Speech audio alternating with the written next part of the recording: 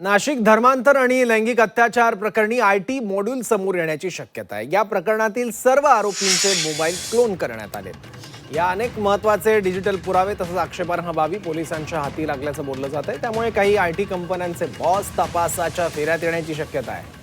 एटीएसने धर्मांतर प्रकरणातील 2 आरोपींना ताब्यात घेतलंय। दरम्यान एनआय कडून सुद्धा या प्रकरणाचा तपास केला जात असून या प्रकरणी आंतरराष्ट्रीय संबंधांची माहिती उघड होण्याची शक्यता आहे। धार्मिक कट्टरवादी संघटना या प्रकरणात सहभागी आहेत का याचाही तपास एनआय कडून केला जातोय।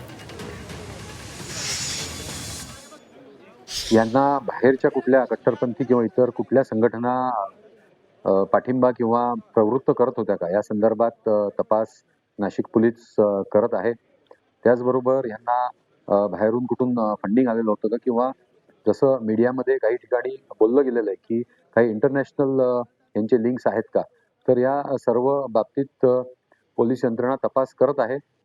SID ATS NIA या एजन्सीजना पत्रव्यवहार करण्यात आलेला आहे आणि तपास यंत्रणेच्या पुढे काही ठोस या संदर्भात ज्यावेळेला काही पुरावे येतील त्या संदर्भात त्यावेळेला त्यांच्या संदर्भात त्यात कारवाई करण्यात येईल।